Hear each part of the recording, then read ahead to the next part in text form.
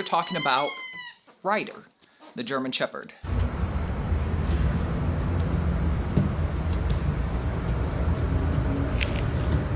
I wanted to share this story because it's happy, but the fact of the matter is his first year was rough. Good morning, YouTube. Welcome back to the channel.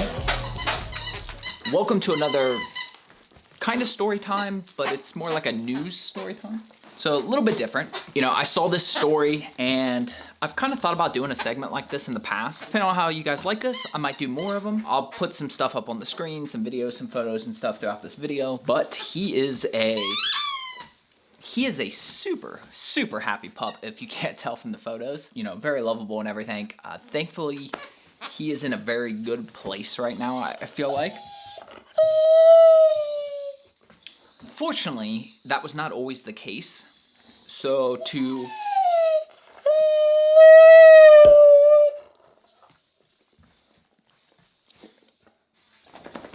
Alright, so first some background about Ryder. He was the product of a backyard breeder. Now, I know the term backyard breeder is usually not used in a flattering way. In this situation though, however, well, yeah, I mean, in this situation, it's pretty much the textbook definition of backyard breeder. Supposedly, there was 3 in the litter, including Ryder. 2 were stillborn. Ryder was born, his paws were webbed. And the mother, in an attempt to, I think, de-web them, supposedly,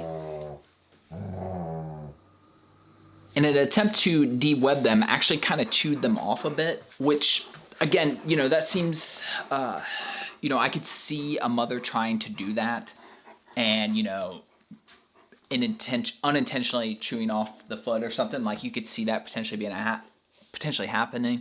You know, if you've never seen a puppy be born or like that first day and stuff, I mean, they are really tiny and everything and soft. Again, though, Ryder wasn't rescued until he was almost a year old. So we're basically getting this information, I would assume, from the breeder themselves, who is questionable. So while I can fully believe this background story, at the same time, I kind of take it with a lot of salt. You know, he went about a year in this condition. And if you've had a puppy, you know that first year, entire bottles of energy. You need to lay back down. You need to lay back down. You know, that's all they are, is just energy and sleeping, energy and sleeping. And they're just so happy and so full of life. And not to say they don't keep doing that, but you know what I mean? Like, you didn't even have your dinner and you're all wild. What does seem to be a fairly reliable source, though, is from about a year on. That's when he was rescued. Obviously, from the point of rescue, we can probably trust that story portion a little bit more. So, unfortunately, you know, not having those back paws, he basically kind of like had to drag the back legs and put everything on his front legs.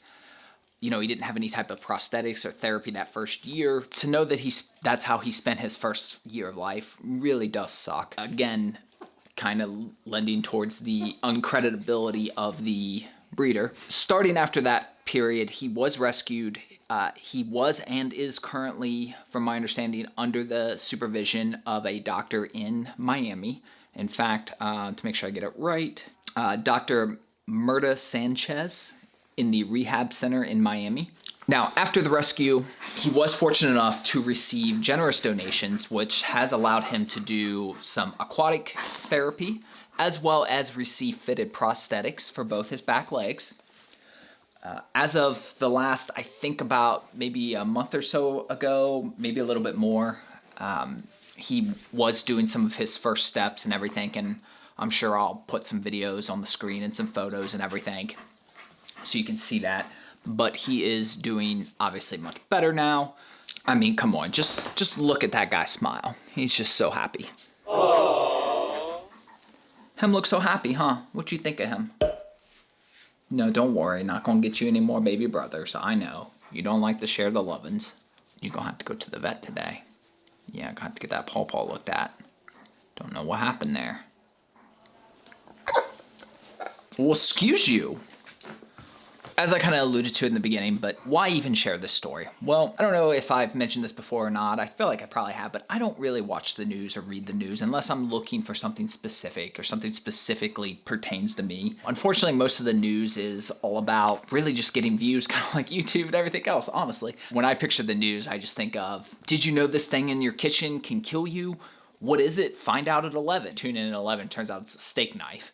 It's like, well, yeah, duh. While the story starts off sad, like I said, it's now at a point where it's really good for him. He's in a really good spot, and I think that should make you happy. I think that should remind you that there are a lot of good people in the world, and there's actually far more good people than bad people. It's just, unfortunately, the bad people take all the press. I don't know if you can see me at all. I don't know if I'm in focus thanks to the little star hog here. What are you doing, Hammy? Why are you in ham mode? I know, we haven't gotten to do anything yet today. I know. Don't worry, we will.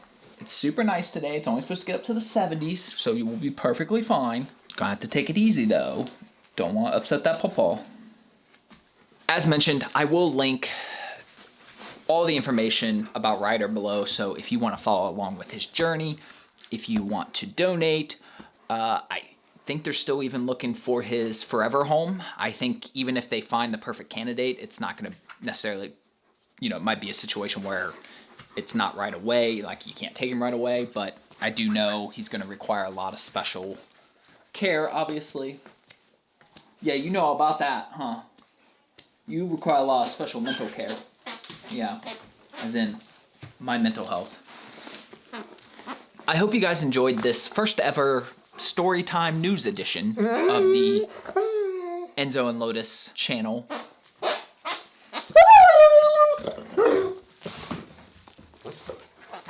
And with that, I think we'll call it quits. Appreciate you guys as always. Subscribe for more German Shepherd content, including Enzo's upcoming vet visit. Yeah, I know. And we will see you on the next one. Later, all.